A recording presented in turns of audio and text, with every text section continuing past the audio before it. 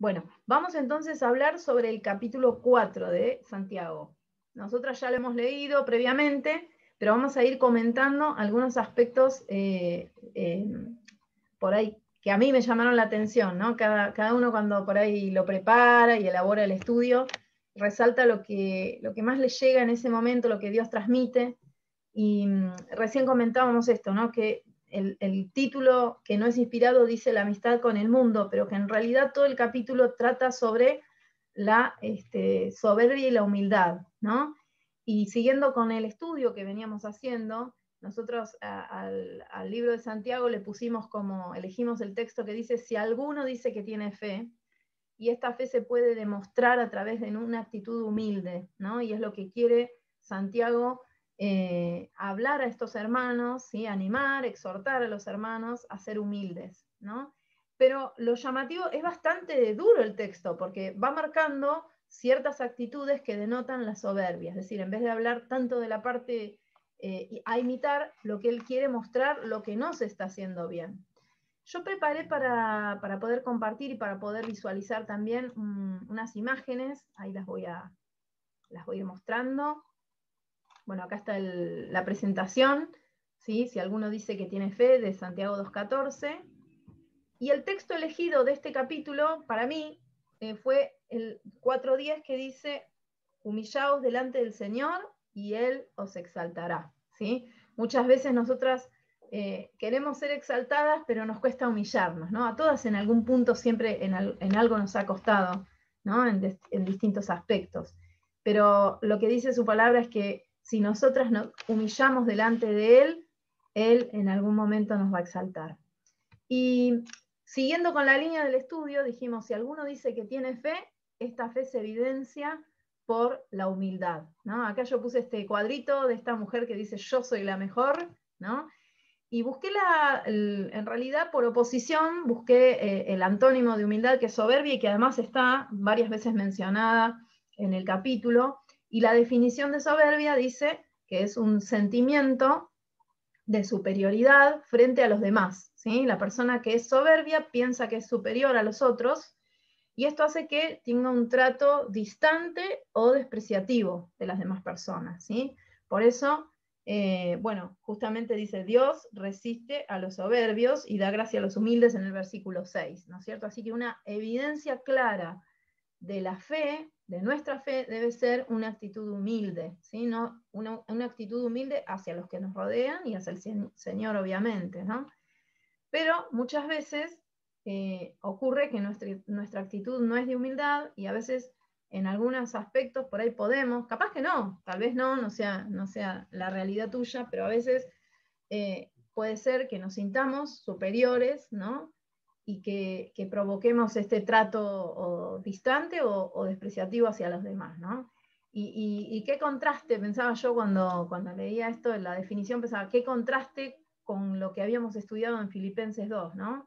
Donde el Señor dice, nada hagáis por contienda o por vanagloria, sino estimando a cada uno como superiores a uno mismo, ¿no? Ese es el sentir del Señor, y así Él se sintió, ¿no? Y así Él entregó su vida por nosotras y murió en la cruz por cada una de nosotras. Pero a veces nosotras, nuestra parte humana aflora, sale a flote nuestra carne en vez de ser dominadas por el Espíritu Santo, y tenemos actitudes soberbias. Entonces hoy vamos a estar hablando y analizando algunas de esas cosas y cómo cambiar, ¿no? Porque no nos vamos a quedar con lo negativo, porque también acá Santiago nos deja, ¿no?, algunas pautas de qué es lo que nosotras tenemos que enfocarnos para agradar más a Dios.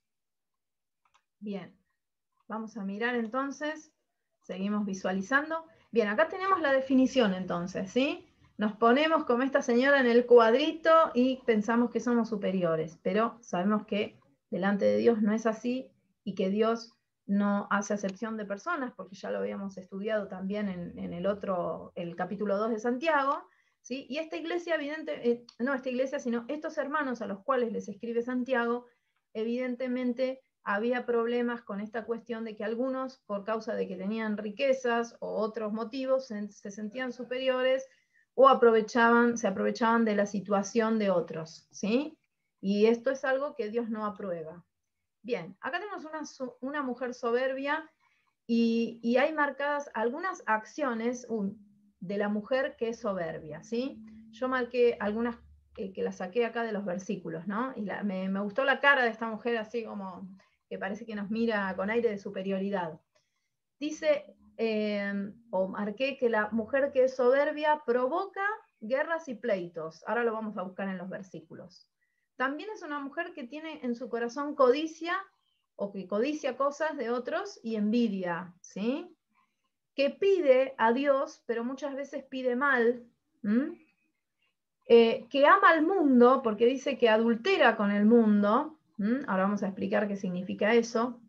Es una mujer también que juzga y que murmura de los hermanos, y una mujer que alardea, ¿no? Tal vez, ojalá que no tengamos ninguna de estas características, pero tal vez alguna de estas características, ¿sí?, esté medio ahí escondidita en nuestro corazón y que este estudio sirva para que podamos detectarla y eliminarla, que podamos cambiar y entregar al Señor cualquier área de nuestra vida que pueda estar teniendo actitudes que nos lleven a tener acciones soberbias, en las cuales hacemos sentir a los demás como inferiores o nos consideramos superiores, ¿sí? Miren el cartelito que tiene acá la chica esta, dice, no voy a parar. ¿Por qué le puse esto? Bueno, esta frasecita se me ocurrió pensando en el versículo 4.1. Dice, ¿de dónde vienen las guerras y los pleitos entre vosotros? ¿No es de vuestras pasiones las cuales combaten en vuestros miembros? ¿Sí?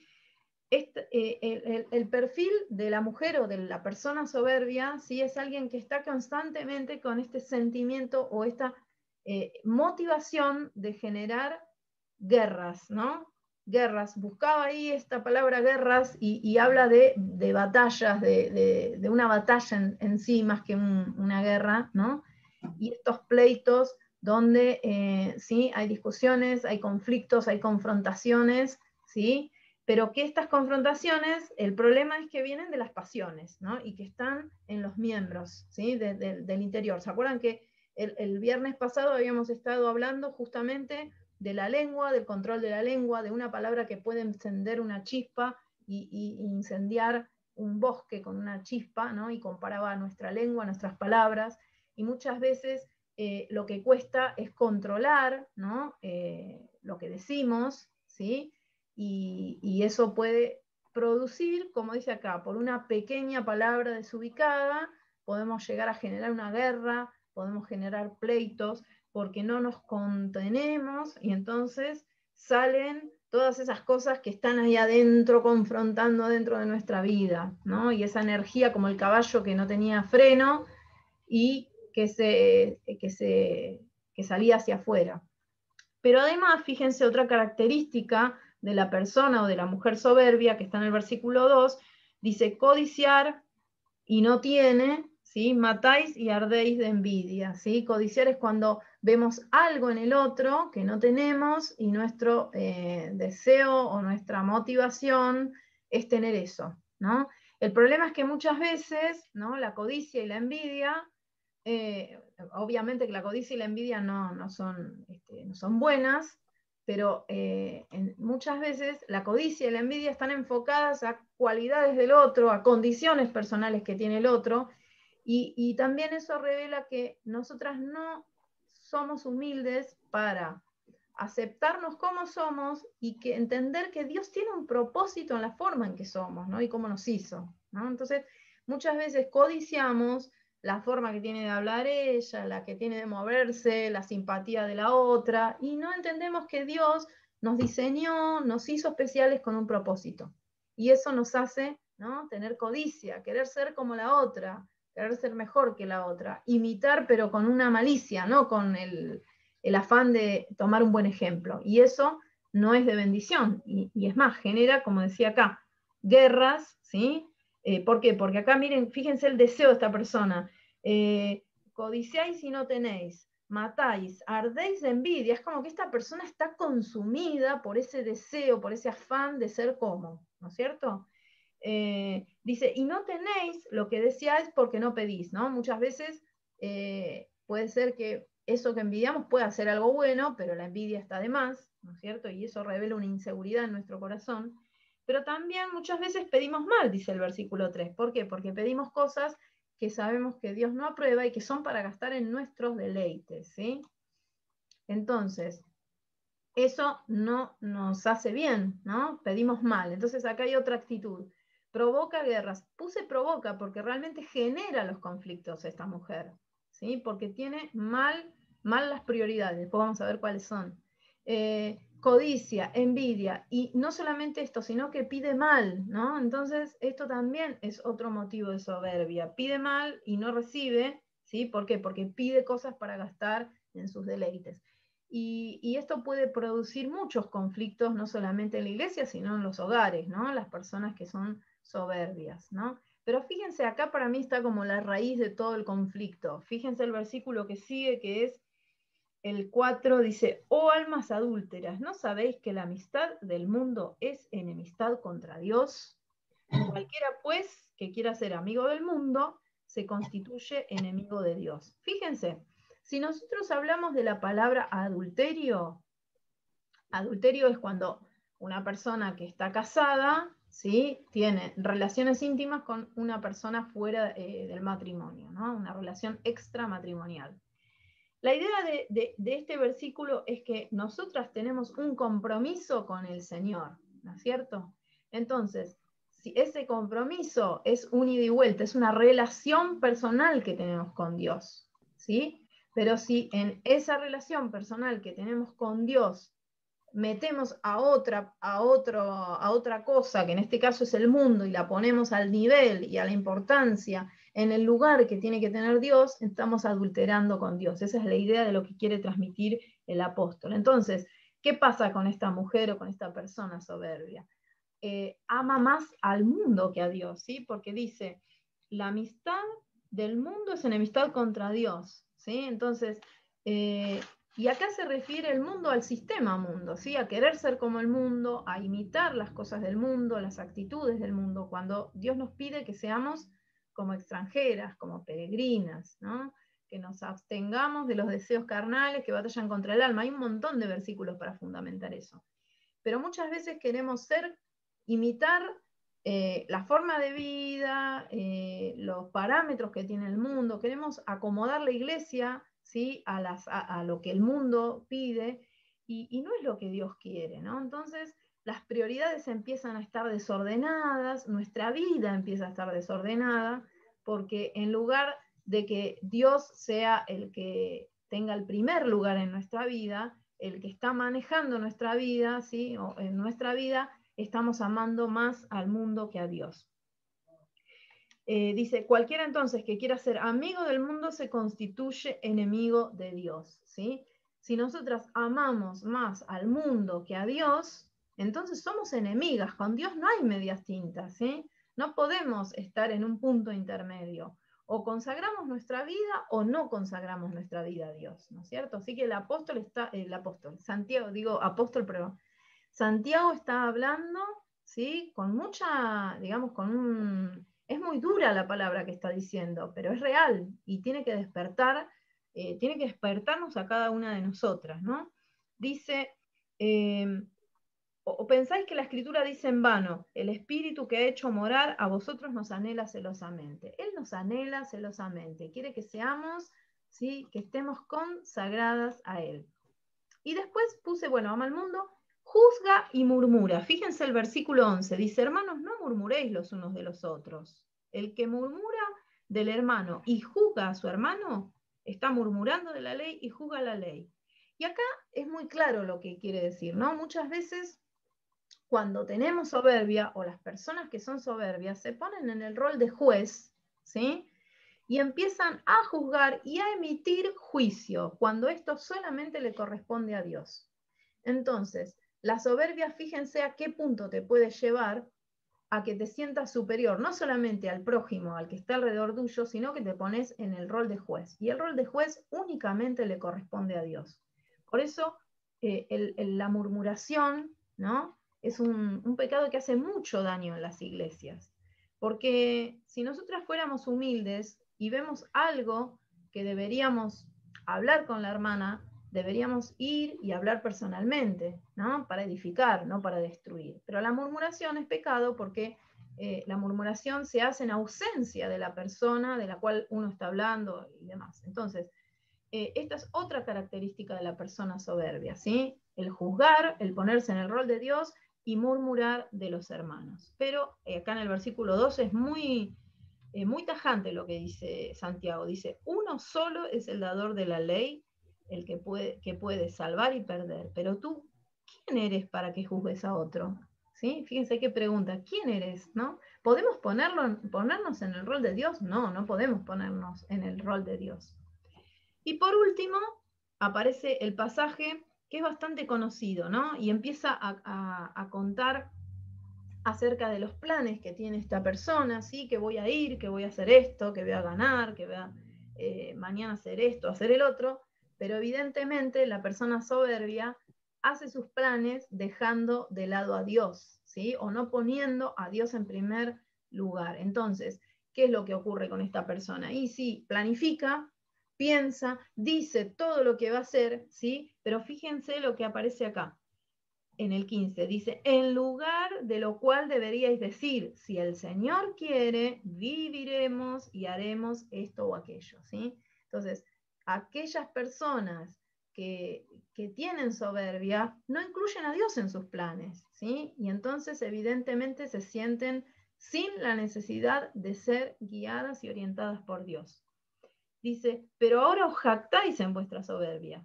Toda jactancia semejante es mala, ¿no? Y entonces por eso yo puse, acá marqué como palabra clave, ¿sí? Que también otra característica de la mujer soberbia es hacer este alarde. Yo voy a hacer esto, voy a hacer aquello, voy a hacer el otro. Y muchas veces también pasa en la iglesia, en la obra de Dios, que las personas se llenan su boca diciendo lo que van a hacer, pero después no lo hacen porque en realidad no lo pusieron en las manos de Dios y no es algo que esté surgiendo de un corazón que tenga una motivación correcta, ¿sí?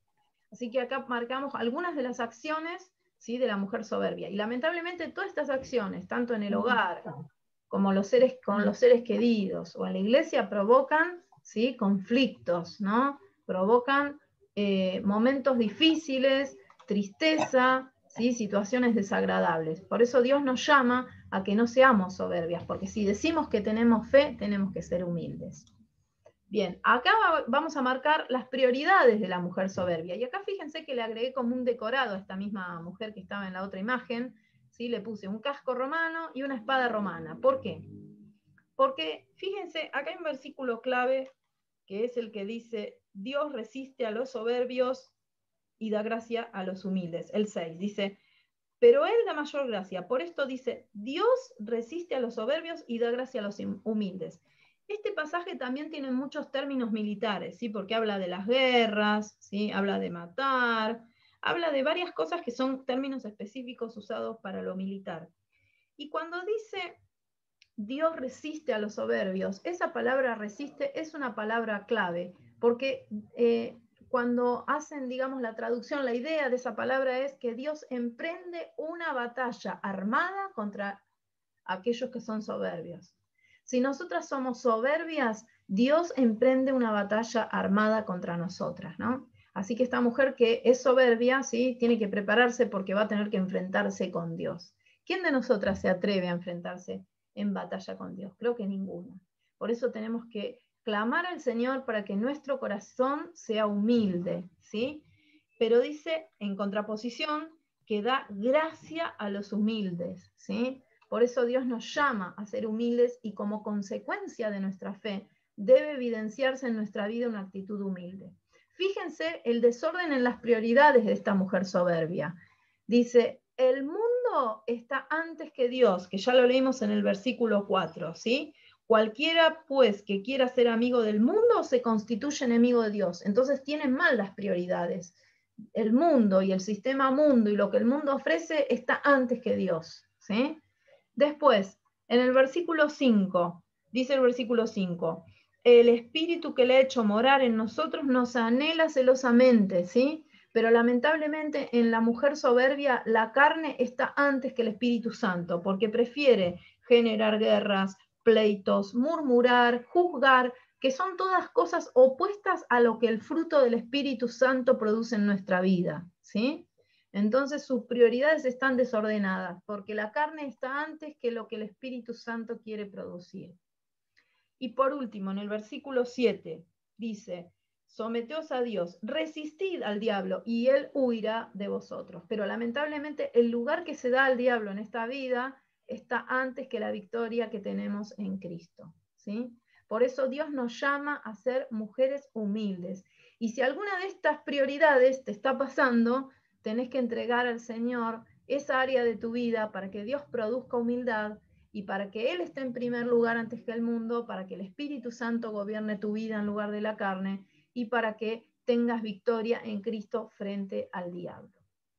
Para terminar, vamos a dejar unos consejos, si no nos quedamos con todo lo negativo de este capítulo, pero vamos a dejar porque Dios en su misericordia nos deja siempre, ¿sí? Nos muestra lo que tenemos que cambiar, pero nos da, como decíamos recién, la victoria. Bien, y acá vamos a analizar los versículos 7, 8, 9 y 10. Dice, si alguno dice que tiene fe, obedezca a Dios, aproxímese a Dios, reconozca a Dios, y estas tres actitudes, esto sería humillarnos. Vamos a leer de vuelta los versículos 7, 8, 9 y 10 y los vamos a ir comentando cada uno, porque esta es la parte práctica y esto es lo que cada una de nosotras tenemos que hacer para poder ser realmente humildes de corazón. Versículo 7 dice, someteos pues a Dios, ¿sí? Resistid al diablo y huirá de vosotros. Acá cuando habla de someteos puede ser sujetarse, es obedecer, ¿no? Una vez había leído un comentario acerca de la obediencia de los hijos a los padres, que lo podemos aplicar también tranquilamente a nosotras como hijas de Dios, nuestro Padre. Y decía esto, que me pareció muy interesante, la obediencia sin honra es incompleta.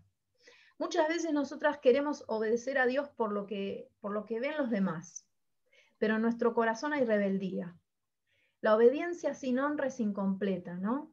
Someternos a Dios es obedecer de corazón, obedecer sabiendo que es la mejor opción, amando a Dios, ¿no? Por eso Dios hoy nos llama a someternos, como dice en el versículo 7, a obedecerle con un corazón que realmente esté honrando a Dios. Versículo 8 dice, acercaos a Dios y Él se acercará a vosotros, ¿sí? Otra actitud que tiene que haber en nuestra vida para mostrar humildad, para que realmente se vea que hay humildad, es aproximarse. Aproximarse es estar próximo a, ¿no? Dice, acercaos a Dios y Él se acercará a vosotros. Dios siempre quiere acercarse a nosotros, pero muchas veces nosotras no nos queremos acercar a Dios. No queremos estar próximas a Dios. ¿Saben por qué? Porque fíjense lo que dice el versículo. Dice, pecadores, limpiad las manos y vosotros, los de doble ánimo, purificad vuestros corazones. ¿Sí?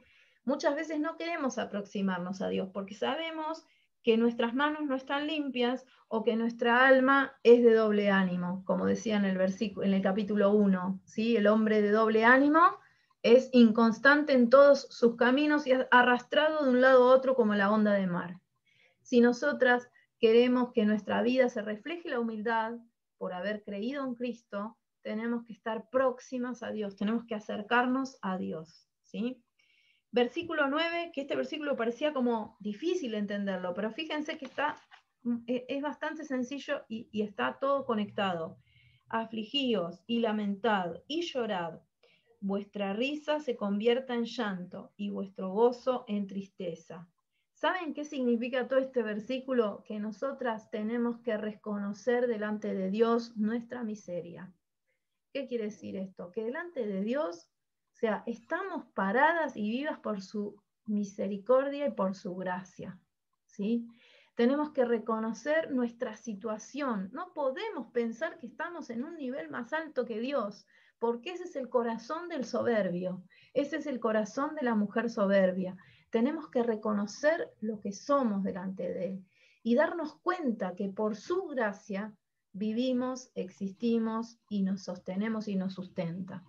Si nosotras obedecemos con honra, si nosotras queremos tener un corazón próximo a Dios y pedimos que nuestras manos estén limpias y le pedimos que nuestro nuestra vida no haya doble ánimo, si nosotras somos capaces de reconocer nuestra miseria delante de Dios, entonces podemos cumplir lo que dice el versículo 10.